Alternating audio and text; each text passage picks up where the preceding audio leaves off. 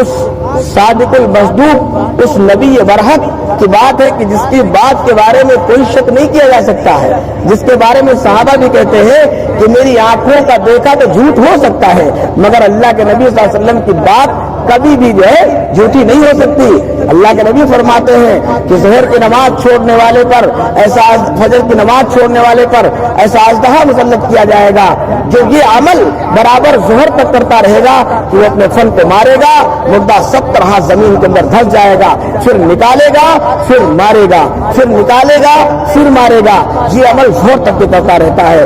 اگر بندہ ظہر کی نماز بھی سستی اور لاپرواہی کی نظر کر دیتا اور چھوڑ دیتا ہے تو وہ اژدہا ظہر سے اثر تک اس کو ایسے ہی مارتا رہتا ہے، یہی عمل کرتا رہتا ہے۔ پھر اگر اس نے لاپرواہی کی اور دھیان نہ دیا اور عصر کی نماز بھی چھوڑ دی تو عصر سے جو ہے مغرب تک یہی عمل کرتا رہتا ہے وہ اژدہا، اور مغرب سے عشاء تک، اور عشاء سے میرے عزیز ساتھیوں پوری رات ہے، عشاء سے فجر تک یہی عمل ہوتا رہتا ہے۔ اب اندازہ لگائیے، اپنے اپنے گریبان میں جھانک کر کے دیکھیے، اگر ہماری نمازیں چھوٹ رہی ہیں تو یہ اتنا خطرناک اژدہا، دنیا ایک چھوٹے سے سانپ، دنیا کے اندر چھوٹا سا ابھی ایک سانپ یہاں نکل آئے تو یہاں کوئی جو ہے بیٹھا نہیں ہوگا، سارے کے سارے لوگ کھڑے ہو جائیں گے۔ یہ الگ بات ہے سانپ کو مارنے کی تیاری کرنے لگیں گے، لیکن کوئی نہیں کھڑا ہو پائے گا، سب کھڑے ہو جائیں گے، بیٹھا نہیں رہے گا کوئی کہ ہاں سانپ نکلا ہے ہم آرام سے بیٹھے ہوئے۔ ڈر لگے گا کہ نہیں لگے گا؟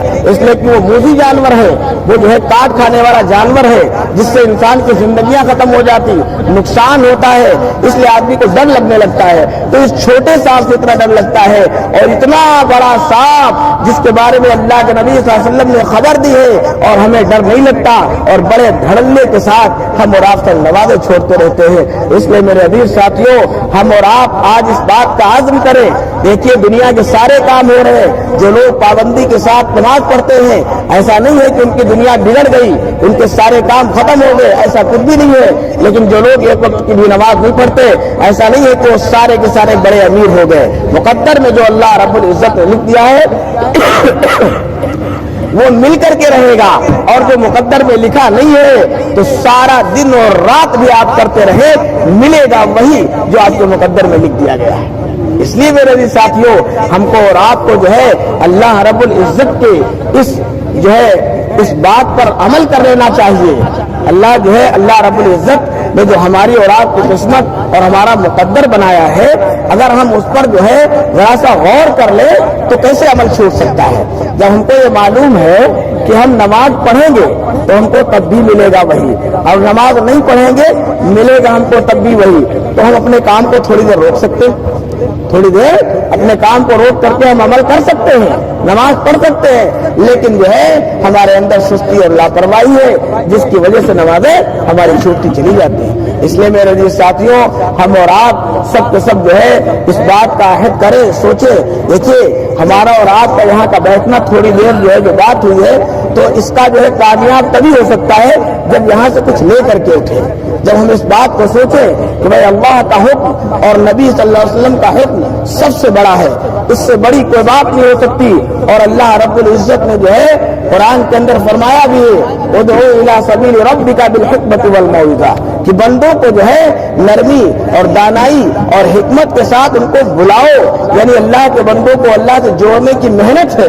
ہم نماز پڑھیں گے اور اپنے بھائیوں کو بھی نماز کی طرف بلائیں گے، ان کو بھی نماز کی ترغیب دیں گے، بھلائی کے کام کریں گے اور بھلائی کے کام کے لیے اپنے بھائیوں کو اکسائیں گے، ان کو بھی اچھا کام کرنے کے لیے کہیں گے۔ اس چیز کو لے کر کے آئے ہیں اللہ کے نبی صلی اللہ علیہ وسلم۔ اللہ کے نبی صلی اللہ علیہ وسلم نے جو پوری کی پوری زندگی آپ کی تھی، وہ پوری کی پوری زندگی ایک نصیحت ہے۔ اسی لیے اللہ رب العزت نے فرمایا تھا لقد کان لکم فی رسول اللہ اسوۃ حسنہ، کہ جو ہے تمہارے لیے نبی کی زندگی ایک نمونہ ہے۔ عمل کوئی بھی کرنا ہے نبی کی زندگی دیکھنا ہے، چاہے وہ شادی بیاہ کا مسئلہ ہو، چاہے وہ کسی بھی تقریب کا مسئلہ ہو، چاہے وہ اپنے دنیاوی کوئی معاملات ہو، چاہے دینی کوئی معاملات ہو۔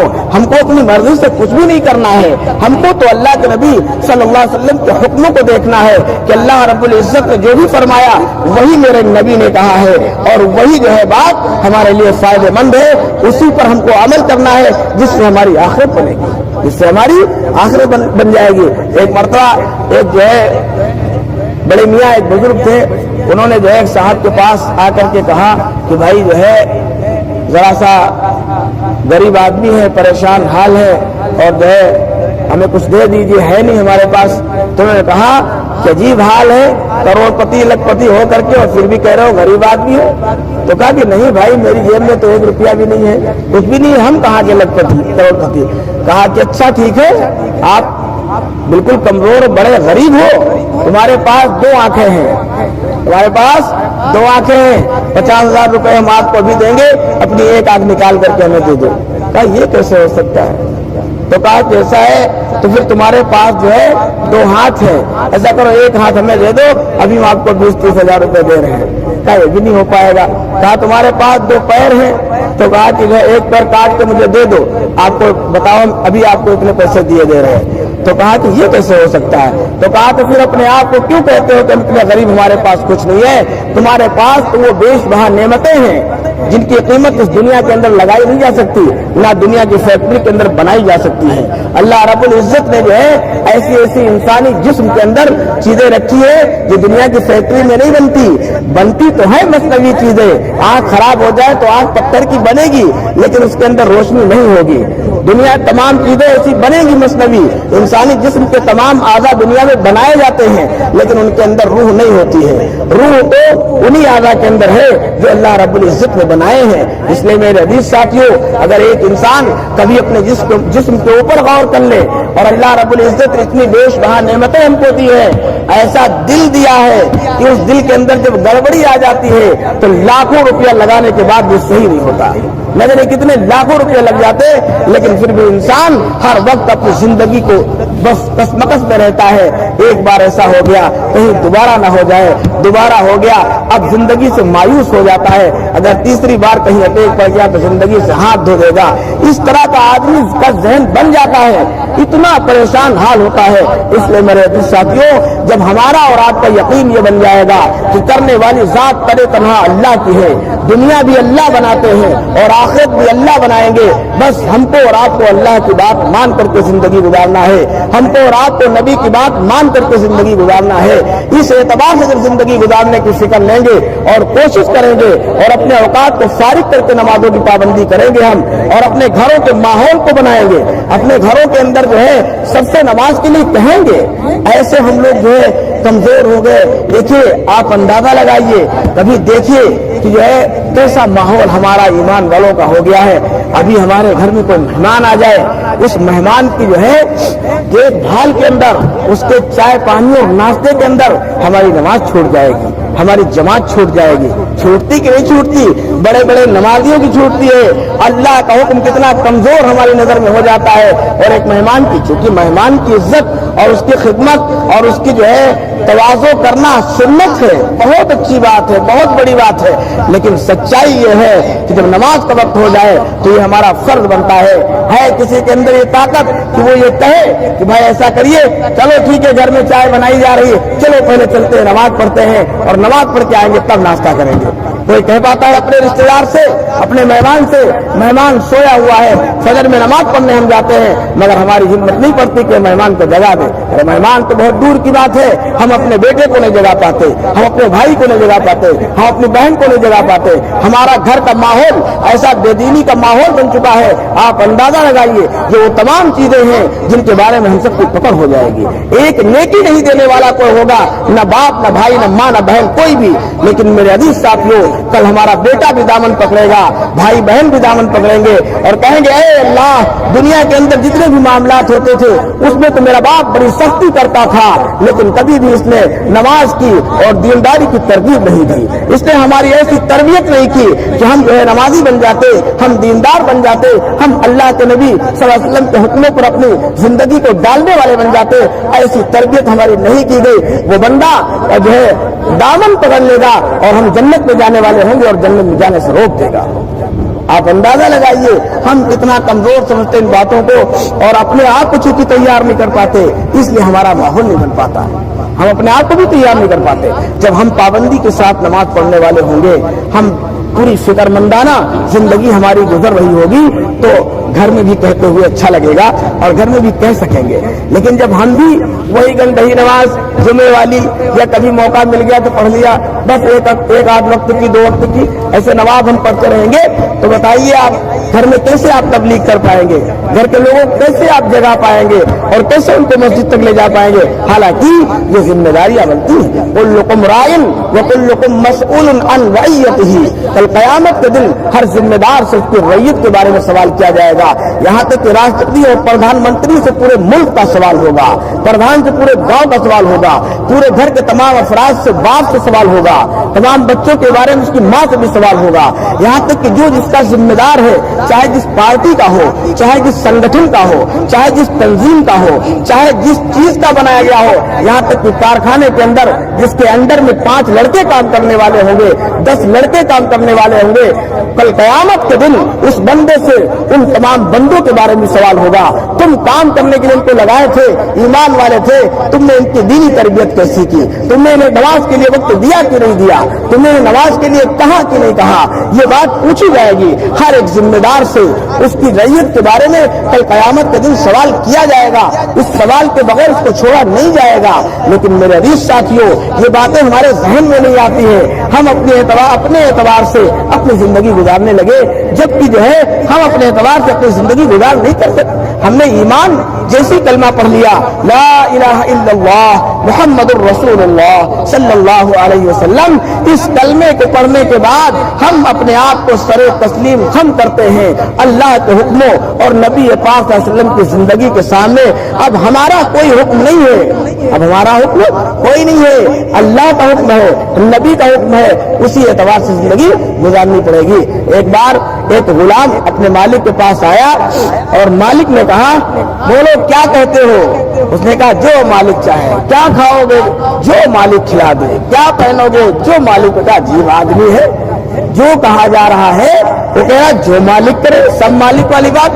तो उस गुलाम ने कहा, ऐ मेरे मालिक, जब मैंने अपनी मर्जियात को, जब मैंने अपनी ख्वाहिशात को, जब मैंने अपनी जिंदगी अपने आका और मौला की जिंदगी में आपकी मर्जियात में फना कर दिया है, अब मेरी अपनी मर्जी कहाँ है, अब मेरी अपनी ख्वाहिश कहाँ है, अब तो आप ही का हुक्म चलेगा। अजीज साथियों, एक गुलाम, दुनिया का गुलाम अपने मालिक के सामने इसका बर्जस्ता कहता है, हम और आप गुलाम हैं उस रब्बुल आलमीन के जिसने इस कायनात को बनाया और कायनात की तमाम चीजों को बनाया, उसके हम और आप गुलाम हैं। और हम और आप अगर अपने एतबार से जिंदगी गुजारें तो आप अंदाजा लगाइए कि फिर जो है कितनी अजीब बात है। हम और आप सोचने लगते हैं कि यार कैसे क्या होगा, कैसे घर के अखराजात पूरे होंगे, कैसे बच्चों की पढ़ाई का क्या होगा। सब कुछ होगा, सब कुछ अल्लाह रब्बुल इज्जत ने सबका मुकद्दर अलग अलग लिख दिया है। आपका काम है, ठीक है, दुनियावी काम करना है, हाथ पांव दिए है करना है, लेकिन क्या अल्लाह के हुक्मों को तोड़ कर करना है?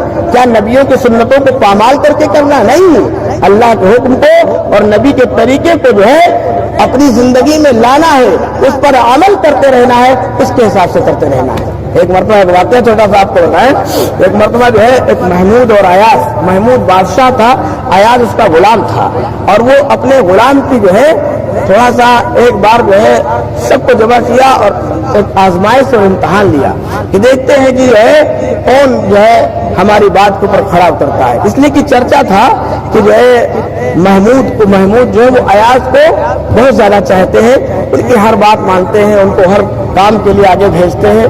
इस गुलाम को जो है बादशाह बहुत चाहता है, तो लोगों के अंदर चेमीगोइयां होती रहती थी। तो इस बात को खत्म करने के लिए एक दिन जो है महमूद ने अपनी सभा और तमाम लोगों को जमा कर लिया और कहा कि जो है अपने खजाने का सबसे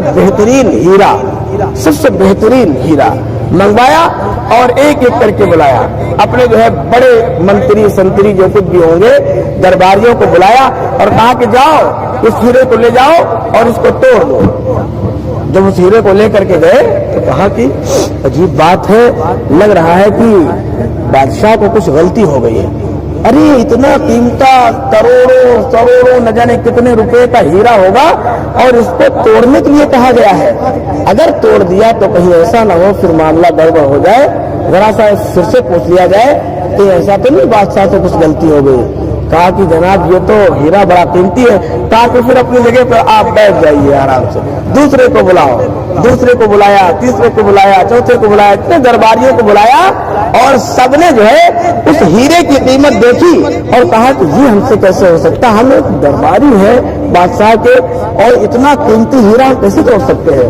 کہا محمود کو ایاز کو بلاؤ, اور جب ایاز کو بلایا گیا اور کہا کہ وہ ہیرا جو ہے رکھا ہوا ہے جاؤ اس کو توڑ دو. ایاز نے ایک بار بھی کچھ نہیں سوچا اور ہیرے کو اٹھایا اور رکھا اور ہیرے کو فوراً 2-3 ٹکڑے کر دیے. ایک لفظ کہنے پر ہیرے کو چکنا چور کر دیا. سب کے سب ششدر اور پریشان ہو گئے. عجیب حال ہے, اس نے تو اس قیمتی ہیرے کو توڑ دیا, اتنے قیمتی ہیرے کو اس نے توڑ دیا, اب اس کا کیا ہوگا. ایاز نے کہا اے تمام درباریوں, میں نے تو صرف ہیرا توڑا ہے, میں نے تو صرف ہیرا توڑا ہے, ارے تم نے تو بادشاہ کا دل توڑا ہے. ذرا اپنے بارے میں سوچو, اس لیے کہ بادشاہ آزمائش کر رہا تھا اور جس نے بھی اس ہیرے کی قیمت دیکھی وہ فیل ہو گیا اور جس نے بادشاہ کے حکم کو دیکھا وہ کامیاب ہو گیا. بادشاہ نے ورزش کا اعلان کر دیا, اے تمام کے تمام لوگوں, یہی وجہ ہے کہ میں ایاز کو اتنا محبوب رکھتا ہوں. اس نے ہیرے کی قیمت نہیں دیکھی, اس نے میرے حکم کو دیکھا ہے. اس لیے میرے عزیز ساتھیوں, ہم اور آپ تمام کے تمام ایمان والے, دنیا کی کوئی قدر قیمت نہیں ہے. اللہ کی نظر میں اس قیمت اس دنیا کی مچھر کے پر کے برابر بھی نہیں ہے. اگر مچھر کے پر کے برابر بھی قیمت اس دنیا کی ہوتی تو کوئی غیر ایمان والا ایک گھونٹ پانی اس دنیا سے پینے کو نہ پاتا. لیکن اللہ رب العزت سب کو دے رہے ہیں, سب کو دے رہے ہیں, کوئی قیمت نہیں ہے. قیمت تو اللہ رب العزت کے حکم کی ہے, قیمت تو نبی پاک صلی اللہ علیہ وسلم کے طریقے کی ہے, قیمت تو صحابہ کرام کے طریقے کی ہے. اس اعتبار سے ہم اپنی زندگی کو ڈھالیں گے تو انشاءاللہ کامیاب ہوں گے. اس لیے میرے عزیز ساتھیوں, آج ہم سب اس بات کا عزم کریں, عہد کریں, جو ہے ہم سب کے سب جو ہے پابندی کے ساتھ نماز پڑھیں گے انشاءاللہ. سب کے سب ارادہ کرو. دیکھیے اصل جو ہے ہمارا اور آپ کا بیٹھنا اور اتنی دیر جو بھی اللہ کے نبی اور اللہ کے حکموں کی باتیں جو ہوئی ہیں, ان باتوں کا اصل مقصد عمل ہے. دیکھیے جب تک عمل زندگی کے اندر نہیں ہوگا, ہمارے سنانے سے بھی کچھ نہیں ہوگا اور آپ کے سننے سے بھی کچھ نہیں ہوگا. عمل ہمارے لیے بھی اتنا ضروری ہے اور عمل آپ کے لیے بھی ضروری ہے. اس لیے سب لوگ عزم کرو کہ انشاءاللہ پابندی کے ساتھ 5 وقت کی نماز پڑھیں گے اور آج اس بات کا عزم لے کر کے سوئیں گے کہ انشاءاللہ فجر کی نماز میں سب لوگ پہنچیں گے انشاءاللہ. اللہ تعالی ہم سب کو پہلے سننے زیادہ عمل کرنے کی توفیق نصیب فرمائے. وآخر دعوانا الحمدللہ رب العالمین.